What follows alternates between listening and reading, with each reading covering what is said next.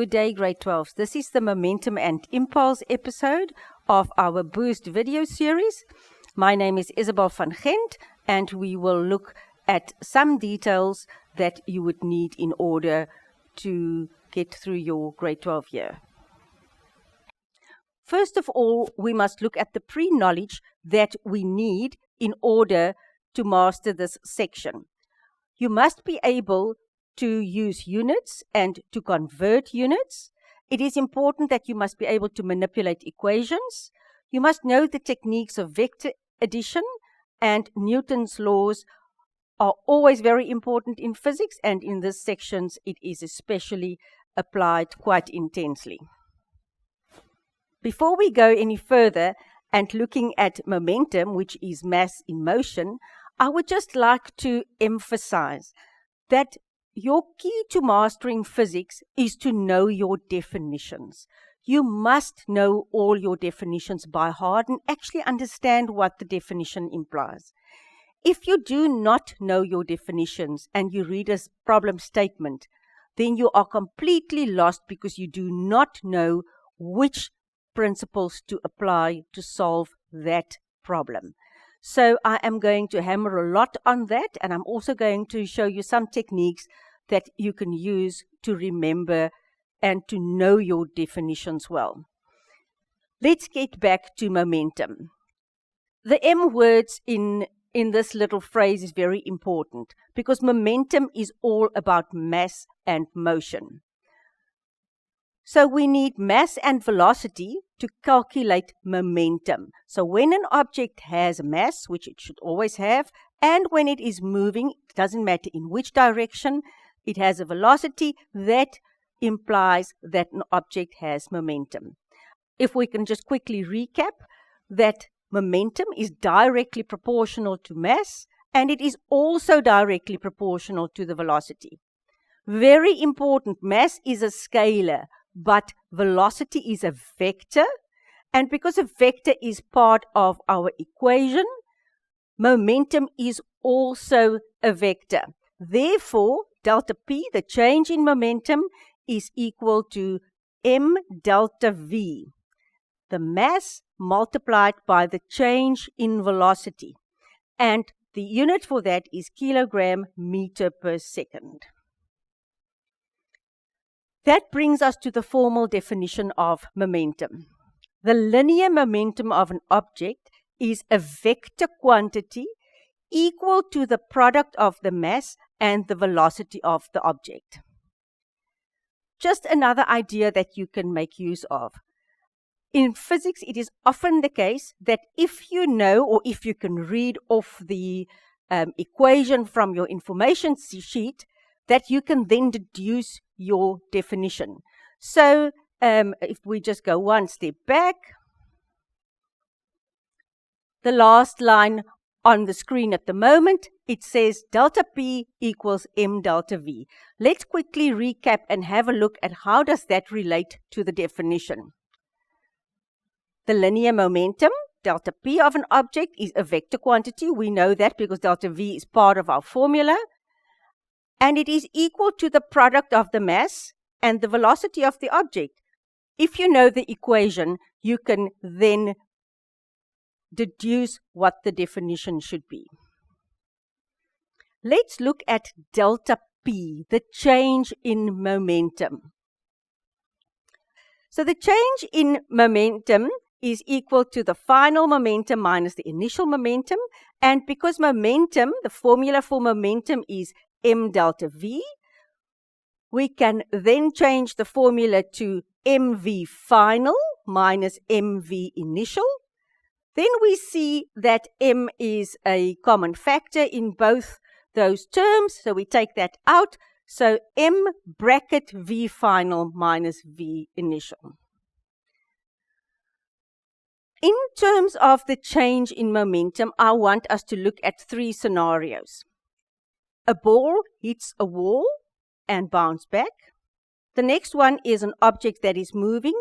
It hits an obstacle and it actually stops right there. And the last one, if an object is moving forward, it gets a boost from somewhere, like someone kicking or pushing it, and it is moving further away. Please note that we are looking at the change in momentum. We all know now that momentum is a vector, and we are not going to do vector addition. We're going to use vectors and indicate the change in momentum. Scenario number 1 that we described just before. The ball moves with a momentum of 8 kilogram meters per second to the right. It hits the wall and it bounces back with a momentum of 5 kilogram meters per second to the left. What is the change in momentum? We go back to our equation of delta P equals P final minus P initial. So if we choose the convention that to the right is positive, and if we look at the final momentum, it is to the left, so therefore it is negative 5 minus as part of our formula, and the initial momentum was 8 to the right, so we put the 8 in brackets and we get an answer of minus 13. So the change in momentum would be 13 kilograms meters per second to the left. Our second scenario, where a ball hits the wall with a initial momentum of 8 to the right, and then it stops dead. We take on the convention that to the right is positive. If we take our formula for the change in momentum, final momentum minus initial momentum, the final momentum is 0 because the velocity of the object after the collision is 0. Minus, and 8 is the initial momentum, so our final answer is minus 8. So that means it's 8 to the left. In the last scenario, I changed the convention on purpose because we sometimes get into a rut and we choose to the right as positive, and then we might encounter a problem where they give us to the left is positive. So therefore, I've changed this on purpose. So our convention in the last example is that to the left is positive. So the ball moves again at a momentum of 8 kilogram meters per second to the left, and then it is boosted from behind, and it moves after the boost, after that little collision, at a momentum of 11 kilogram meters per second, still to the left. If we look at our equation again, our final momentum is 11 to the left, which is now positive, minus our initial momentum was 8. It was also to the left. So that doesn't get another minus in there now, and we have a change of momentum of 3 kilogram meters per second to the left. I just want to emphasize the change in magnitude of momentum in these three scenarios. If we have a complete change in the direction of momentum, as in the first scenario, we get the biggest magnitude change in momentum. In the second one, if an object had an initial momentum and after the collision it stops, the change is moderate. And as you can see in the last one, if an object moves, it gets boosted from behind and it moves further. The change in the magnitude of momentum is the smallest. That brings us to what is the change in momentum. The change in momentum is the final momentum minus the initial momentum. But because momentum is defined as the mass times the velocity, we are looking at the change in the velocity more than anything else, because the mass is highly unlikely to change. So if we take the mass out as the common factor, we derive at the formula that delta P is actually equal to the mass times brackets the final velocity minus the initial velocity. In order to practice a bit and look at how the change of momentum plays out in the real life, we are going to look at three scenarios. If a ball is thrown and it hits a wall, it bounces back. What is going to be the change in momentum in that case? The next one is if an object moves, it hits an obstacle and it stops right there. And the third scenario is if an object is moving forward, it gets a boost from behind and it moves further in the same direction. Let's look at these one by one. In the first scenario, we have a ball with a momentum of 8 and it is moving to the right. It hits a wall and it bounces back with a momentum of 5 to the left. We choose the convention that to the right is positive. If we look at our little formula again for the change of momentum, it's P final minus P initial. So P final was on the bouncing back part, and we've already established that that must be negative because there was a change in direction. It's moving to the left, and we chose to the right as positive. So it's minus 5 minus, which is part of our formula, and the initial momentum was 8 to the right. And that gives us an answer of minus 13. So there was a change in the momentum of 13 to the left. After I've described the three scenarios, we will do a little demonstration to show you what it looks like. So if we look at the next slide, we have written out those scenarios and we are going to look at the mathematics of how to calculate the change in momentum.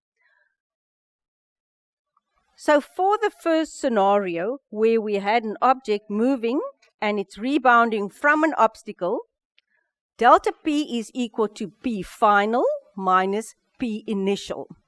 P final is equal to minus 5, and just there I want to pause a moment to look at the middle block of your of the image on your screen. We chose the convention that to the right is positive. So therefore, the momentum after the collision will be negative because it's in the opposite direction. So we get to the equation that delta P is equal to minus 5, which is the final momentum, minus 8, which is the initial momentum. We get an answer of minus 13. The negative sign there indicates that the change was to the left. So the final answer could be 13 to the left. So we are going to focus on the car. It is going to move towards an obstacle and it bounces back. I want you to focus on the change in momentum. It's moving to that side and it bounces back, and I don't know whether you could see it, but I'm quite sure that the velocity has changed. We actually consider the velocity just before it hits the obstacle and then just after it hits the obstacle. In the next scenario, the car was moving towards the obstacle and it stopped right there. So it is quite clear that the final momentum is 0. After the collision, the car didn't move at all. So delta P becomes final momentum minus initial momentum. Final momentum we established was 0 minus 8, which was the initial momentum to the right. So our answer is negative 8. It means that the change in momentum was 8 to the left because of the negative sign. When an object hits an obstacle and it stops, so we are going to move the car towards the obstacle and it stops. So we can clearly see that after the collision, the velocity is 0 and therefore the momentum is 0.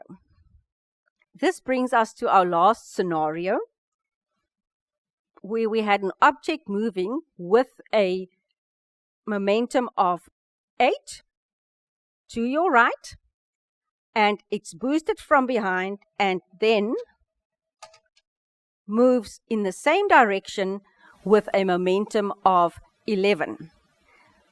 Please take note of the reference direction in the next block. I purposely chose that to the left is positive we often assume that to the right must always be positive if we choose it ourselves. So making that reference direction positive to the left changes our mathematics dramatically. If we look at our calculation, the change in momentum is still the final momentum minus the initial momentum, but now the final momentum due to our convention is negative 11 minus as part of our equation, and the initial momentum was minus 8. So that gives us the minus multiplied by the minus gives us a positive, so we arrive at an answer of minus 3. And that indicates that it is 3 kilograms meters per second to the right. For the next section, we are going back to our old friend Newton. Newton's laws are applicable to anything and everything where there is motion. So let's look at what happens if we apply Newton's second law to momentum principles. Newton's second law says that the net force or the resultant force is directly proportional to the acceleration and inversely proportional to the mass of an object. If we put that in a formula, we get that F net is equal to ma, and we have done and practiced a lot of problems with that formula. But the acceleration in this case and in all other cases is equal to delta V over delta T. So if we substitute the acceleration with that formula, we arrive at F net is equal to m delta V over delta T. But we've been dealing with momentum all this time, and we know that P, the momentum, is equal to m delta V. So we can substitute the numerator in our equation with P, and then F net becomes delta P over delta T. So if we now look at the definition of Newton's second law in terms of momentum, we can derive it directly from our formula. The net force acting on an object is equal to the rate of change in momentum. Conservation of momentum. This is a very important principle in solving problems with regards to momentum. If two objects interact with one another, therefore, we treat it as a closed or an isolated system. That means no external forces and particles.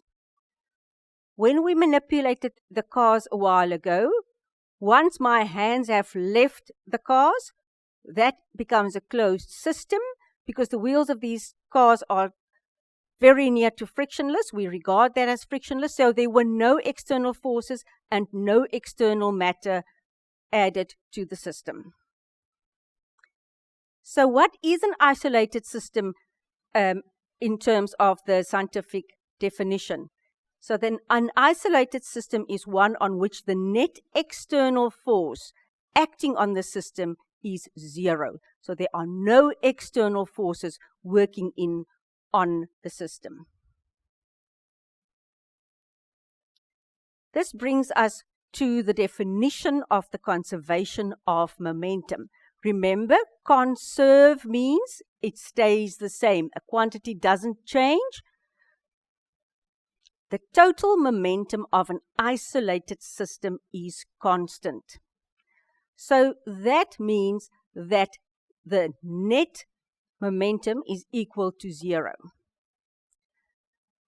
That implies that if objects A and B interact, the momentum of A and the momentum of B can both change, but the total momentum of the system stays the same.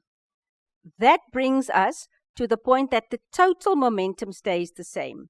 Therefore, the sum of the initial momentum of all the elements is equal to the sum of the final momentum of all the elements. And that you can see depicted in the line at the bottom where we do the maths for a scenario.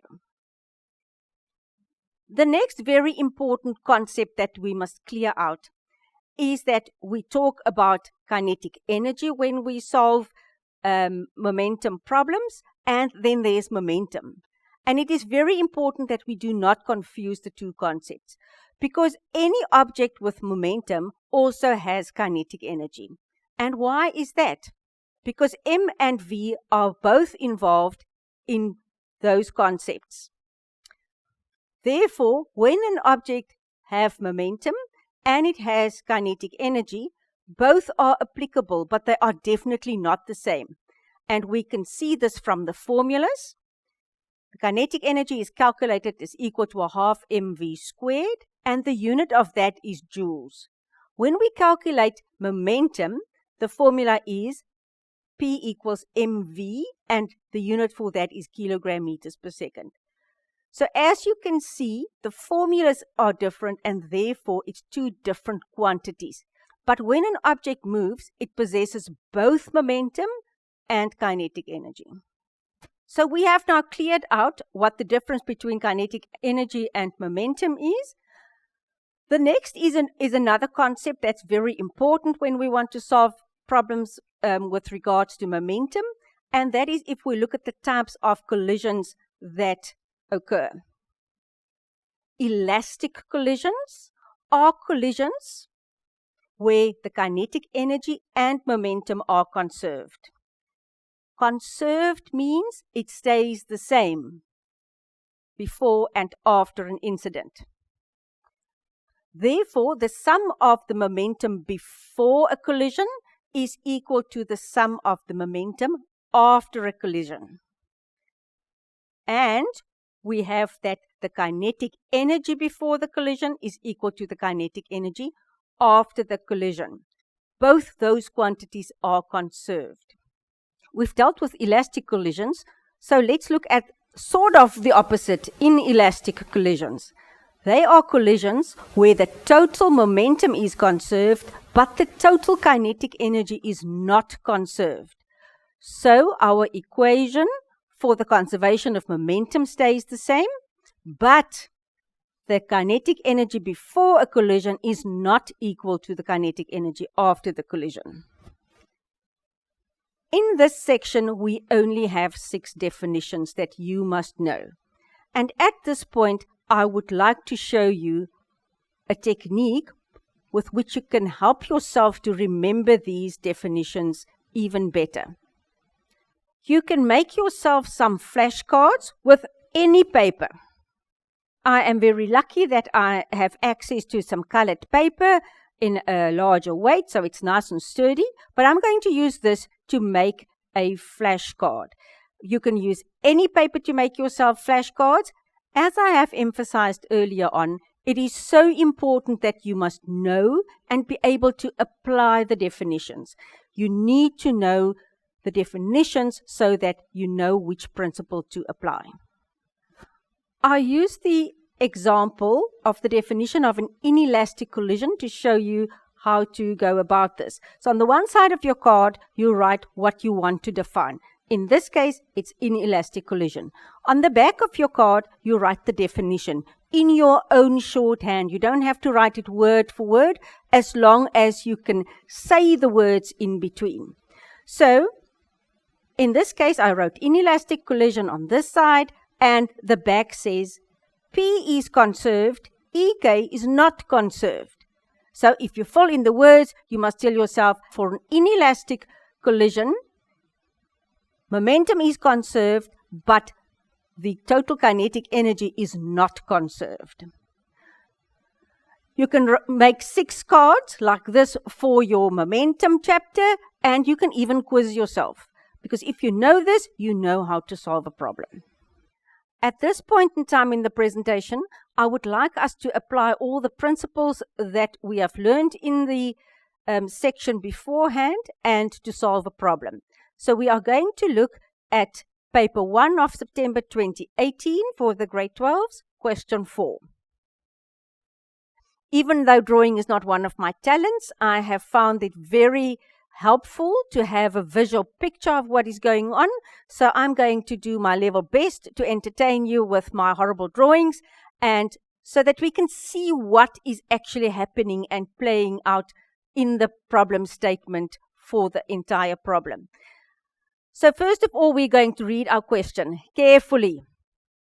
The diagram below shows two skateboards, there's A and B. Initially at rest, I often also do a note on the paper. Here is not too much space, so I'm going to draw my own on the paper. So there is my attempt at a skateboard. This is A. Over there we have skateboard B.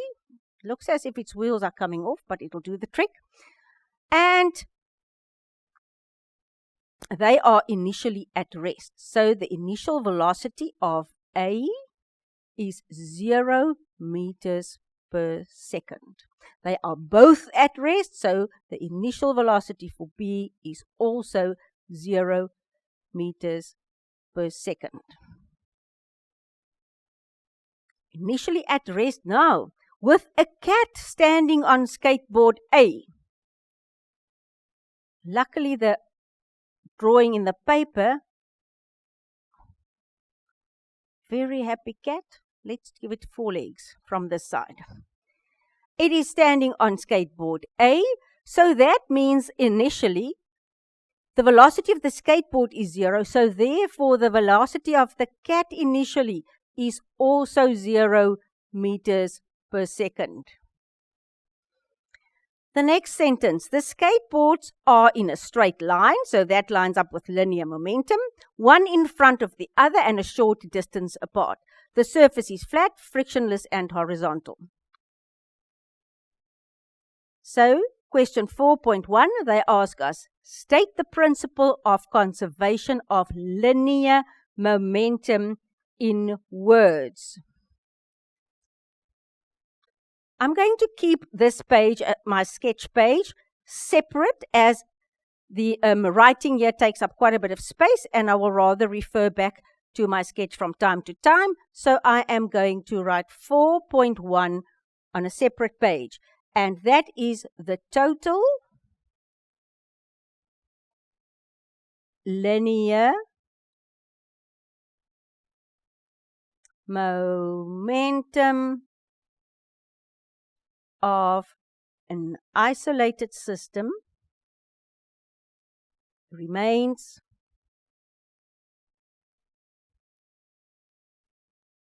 constant. Let's go back to our question paper and then I can try and improve my artwork. Each skateboard has a mass of 3 kilograms. So the mass of skateboard A is 3 kilograms and the mass of skateboard B is also 3 kilograms.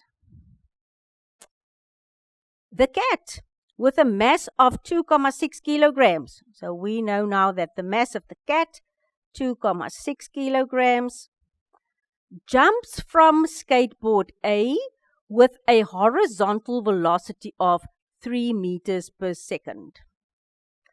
So, cat is jumping and it is definitely in the air for a while.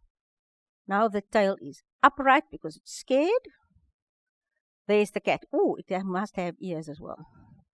The cat is jumping and the velocity at this point, let's just write V for now, not initial or final,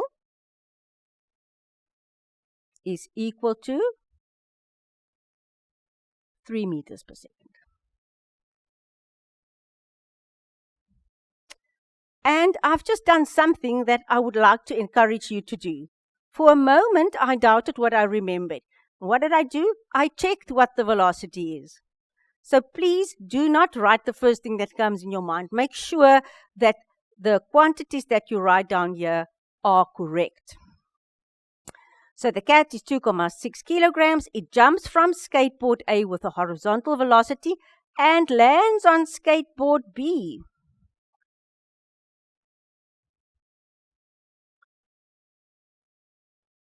Oh, now it looks like a chihuahua. Right, it lands on skateboard B with the same velocity. So the velocity of the cat on skateboard B is equal to 3 meters per second.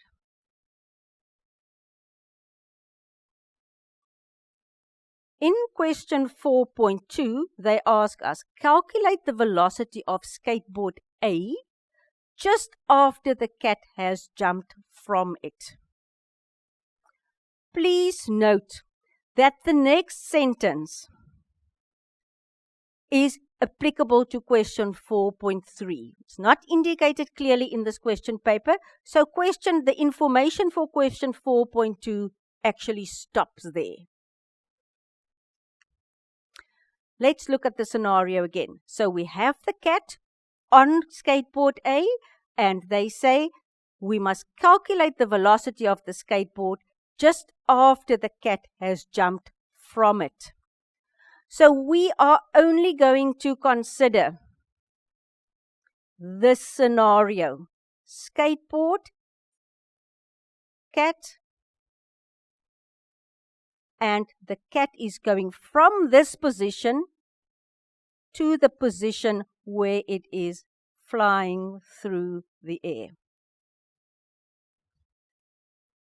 That is the scenario for question 4.2. So for 4.2, what information do we have? We have the initial velocity of the skateboard, got the initial velocity of the cat, we've got the mass of the skateboard, we've got the mass of the cat. So at that stage where the cat is flying through the air, the velocity of the cat is equal to 3 meters per second.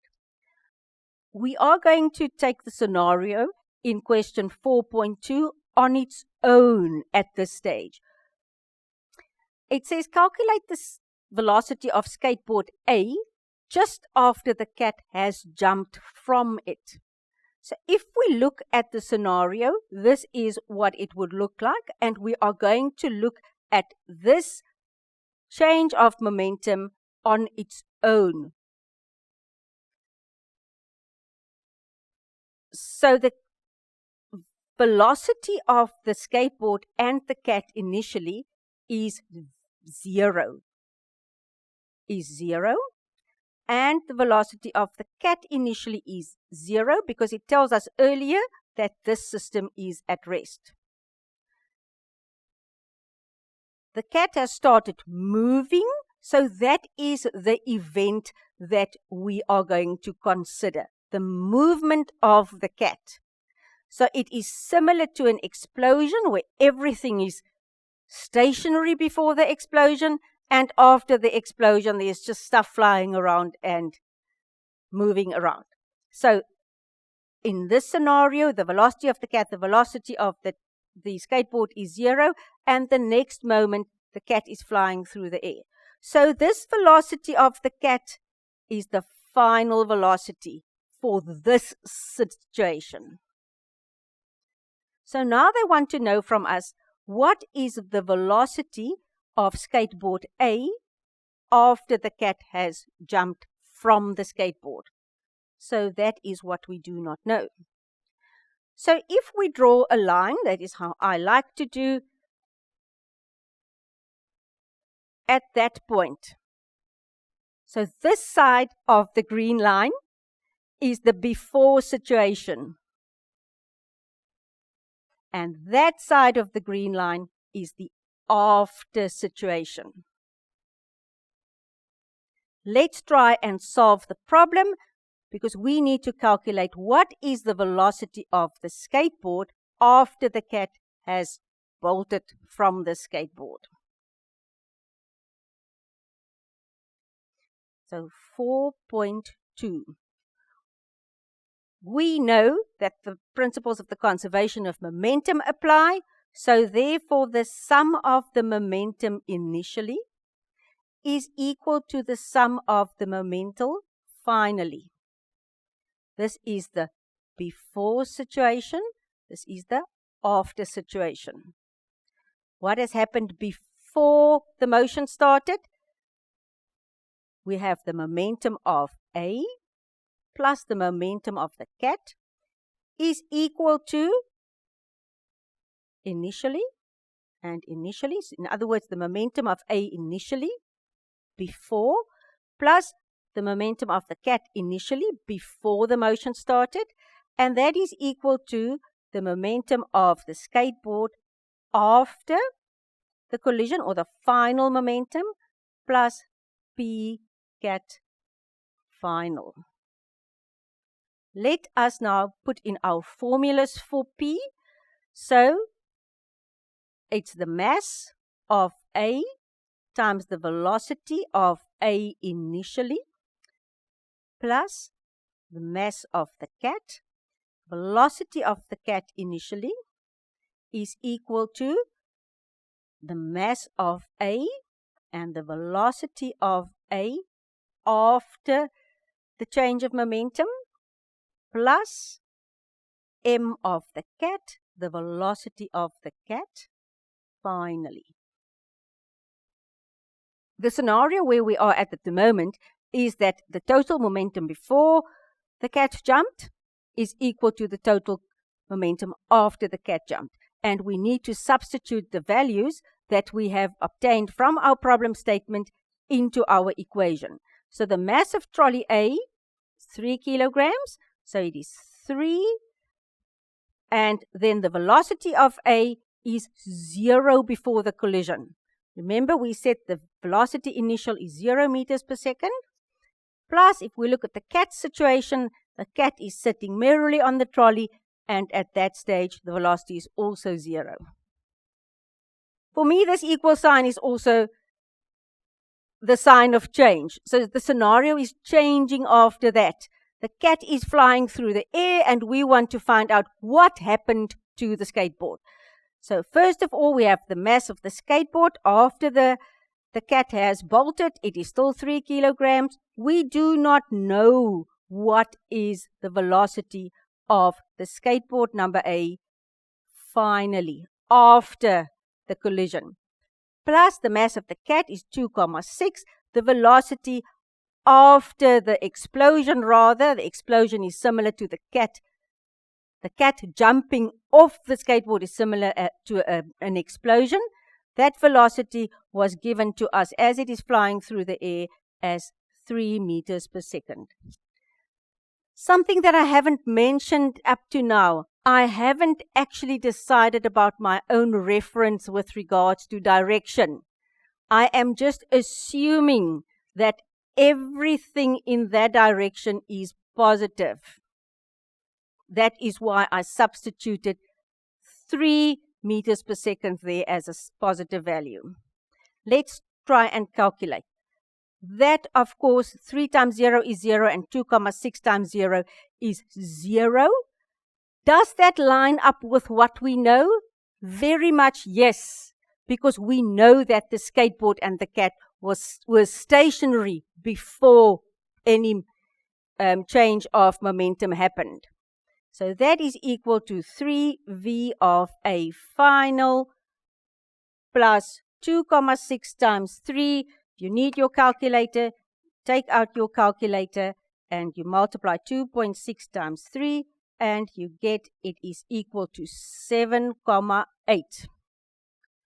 We have one unknown in our equation, so we must move the positive 7,8 to the left, or we must subtract it both sides if we want to make it mathematically correct. So we end up with 3VA final is equal to minus 7,8. Therefore, VA final is equal to minus 7,8 divided by 3. Divided by 3, I still have the 7,8 on my calculator, and that is equal to 2,6 negative 2,6 meters per second. I chose my reference of direction that to the right is positive, so that negative, that's not what you're going to do on your exam paper, then equates to 2,6 meters per second to the left. what I expected is happening as the cat is jumping off, the skateboard is moving in the opposite direction. This is exactly what has happened here now. Let's continue with our problem. 4.3. As I said before, the section just below 4.2 actually applies to 4.3. So let's just quickly recap the whole scenario. So we just looked at that part of the scenario in question 4.2. But what happens to the cat after it has gone through the air? It lands on skateboard B. So for this scenario, I am going to make another drawing. It says immediately after the cat has landed, the cat and skateboard B move horizontally to the right at 1,28 meters per second. So this is question 4.3. So there the cat is flying through the air. And it lands on skateboard B.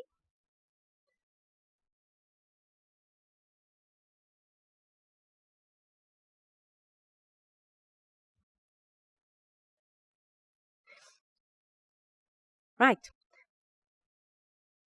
So over here we know that the mass of the cat is 2,6 kilograms. The mass of skateboard B, we know that the mass of skateboard B is 3,5 kilograms. And the velocity of the cat flying through the air is equal to 3 meters per second. 3 meters per second. I would like to analyze the entire momentum situation here. So at that point, the cat is flying through the air. That is the same as a collision when it lands on skateboard B. So that is where we draw the line. Once again, we only look at this scenario on its own. So this part where the cat is still flying through the air is the before or the initial, and the situation once it lands on the skateboard, it is the after situation. What do we actually want to calculate here? They ask us calculate the magnitude of the impulse on skateboard B. Ooh, I forgot something here. The velocity of the cat after it has landed on the skateboard is 1,28 meters per second. I on purpose didn't write in the initial and the final at the beginning because I first wanted to analyze the situation. So we have a new situation here compared to question 4.2. The initial velocity of the cat is 3 meters per second. So the final velocity of the cat is 1,28 meters per second. What is also clear from the situation, if the velocity of the cat is 1,28 meters per second, the velocity of the skateboard should be 1,28 meters per second. The skateboard is number B. The final velocity is 1,28 meters per second. What is the initial velocity of the skateboard? Have a quick think about that. The initial velocity of the skateboard before the collision, it was stationary before the cat landed on it. So V of B initial is equal to 0 meters per second. So we are about to calculate the magnitude of the impulse. F delta T is impulse. That is the little formula for impulse. And that is equal to the change in the momentum, according to Newton's second law, in terms of momentum. F delta T is termed as impulse. F delta T per se is done in grade 11, the whole impulse concept. And you won't find this formula in your data sheet. So you must know this formula off by heart. So if we look at delta P, what are we going to use as a reference? Which delta P? The change of momentum in the skateboard or the change of momentum in the cat? Let's just refer back to the question. Calculate the magnitude of the impulse on skateboard B as a result of the cat's landing. So we have to consider the change in momentum of the cat before and after the landing. So delta P of the cat is the mass of the cat, V final minus V initial of the cat, mass of the cat. The mass of the cat is 2,6 kilograms. The final velocity is 1,28 minus the initial velocity. Remember when it was flying just before it landed on the skateboard, it was 3 meters per second. So this brings us to hauling out our calculators. So we have 2.6 bracket 1.28 minus 3 close the bracket is equal to 4,47 with a negative sign, negative 4,47 newtons seconds. Let's just refer back to the question. Calculate the magnitude of the impulse. The negative sign is an indication of the direction. So therefore, the magnitude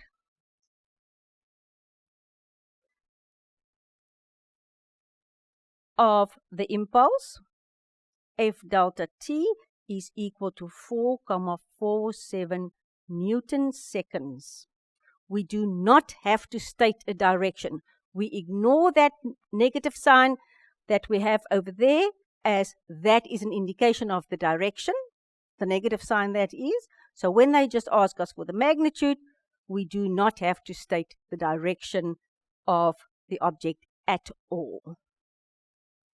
Grade 12, now we've practiced our skills on one question, and I would like to analyze some more skills and practice some more skills with a different type of question. So we are moving to a different question paper. We are going to look at paper 1 of November 2016, question 4. You have it on your screens. And it is a totally different type of momentum question where you have to haul out some of your older maths and science skills. The problem statement. The graph below shows how the momentum of car A changes with time just before and just after a head-on collision with car B. So, very important at this stage already. What you see here only applies to car A. It also clearly says in the heading, momentum versus time graph for car A. So don't look for any information in this graph because the graph is actually a very nice picture of what is happening. Don't look for any information here for car B. Car A has a mass of 1,500 kilograms. This is A and it's 1,500 kilograms. While the mass of car B, very, very nice Ferrari, is 900 kilograms. And we know that the two cars have collided. Car B was traveling at a constant velocity of 15 meters per second west. They give us all the directions there. So west is in that direction. That is west. And the velocity, the initial velocity of car B is equal to 15 meters per second before the collision. Take east as positive, right? So that is west. So we will just do it in a different color so that we do not get confused with the reference direction. That is positive.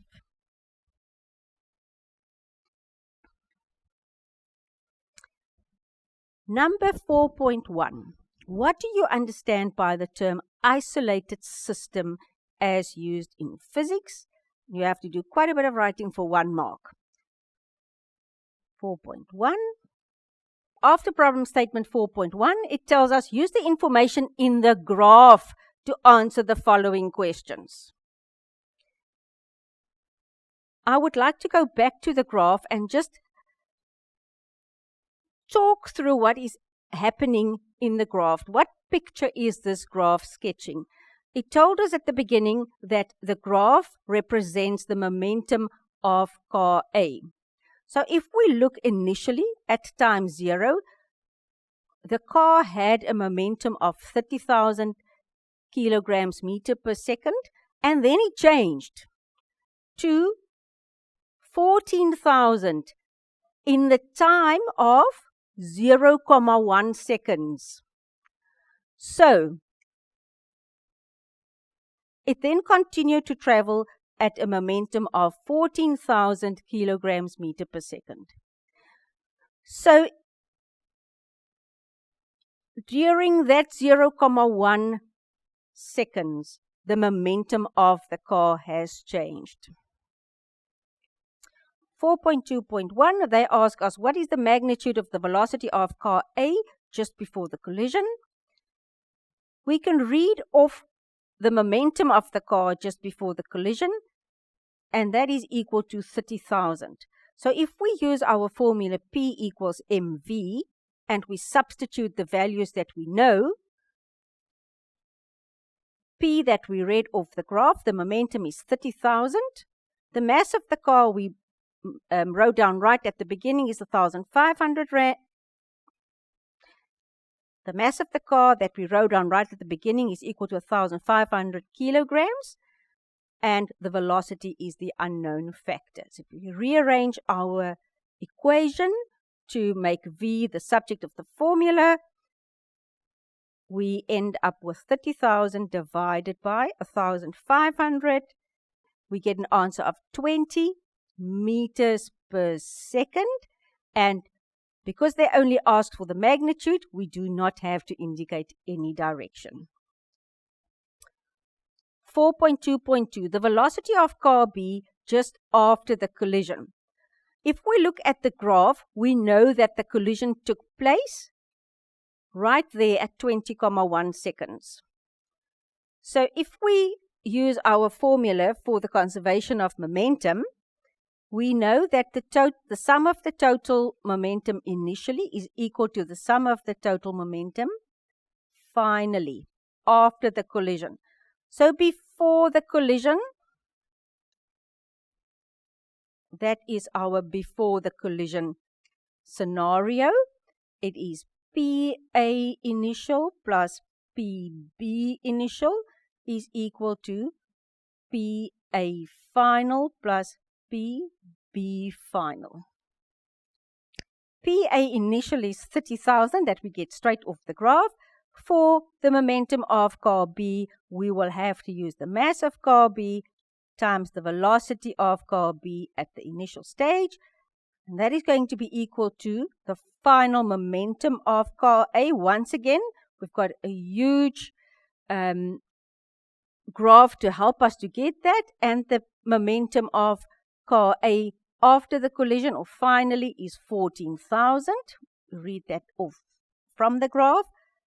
Plus the mass of car B times the velocity of car B, the final stage.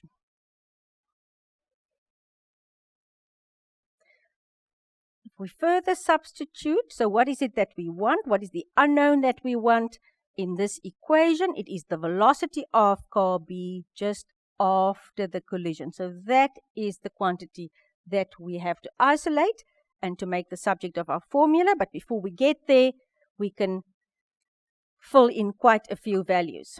So it is 30,000. We go to the next line. The mass of car B is 900 times the velocity of car B initially is 15 meters per second west. So because we changed our reference direction as positive for east, that 15 meters per second is going to be a negative in this equation. It's equal to 14,000 plus the mass of car B is still 900, and the velocity of car B in the final stages is the unknown. If we rearrange the equation so that we can get to a situation where the velocity of car B is the subject of the formula, we need to take 30,000. That equates to, let's quickly use the calculator, 900 times 15, negative that is 13,500. We want to isolate VBF, so we take 14,000 to the other side, so we subtract it on both sides, is equal to 900 VBF. If we do the calculation of 30,000 minus 13,500 minus 14,000, we get to an answer of positive 2,500 is equal to 900 VBF. So if we make VBF the subject of the formula, we have 2,500 divided by 900, and that gives us, divided by 900, is equal to 2,78 meters per second. The answer there is not negative as it is before the collision. When it was going west, we have chose the reference direction as positive for east, so that means it is equal to 2,78 meters per second east. That brings us to the last little question on momentum. Question 4.2.3. The statement is that the magnitude of the net average force acting on car A during the collision. The only definition that we deal with in momentum where a net force is present is when we say that F delta T is equal to delta P. So F delta T is equal to delta P. F net delta T is equal to delta P. We are looking at car A here, so we are looking at the change of momentum in car A during the collision, and we can read all that information off our graph. So F net delta T is equal to delta P of car A. That is equal to P final minus P initial. Let's write in there that it's car A. And if we read this off the graph, P final after the collision of car A is 14,000 minus initial momentum of the car was 30,000 negative 16,000. So therefore, F delta T is equal to negative 16,000. The time that it took the collision, we can also read off the graph. It is the time between 20,1 and 20,2 seconds. So F net is equal to minus 16,000 divided by T final minus T initial, and that is equal to minus 16,000 divided by 20,2, the final time over there, minus 20,1, the initial time. So we get an answer of minus 16,000 divided by 0,1 seconds. and that gives us 160,000 newtons. In this case, they also only ask for the magnitude of the force, so there is no reason to indicate the direction. This brings us to the end of the episode of momentum.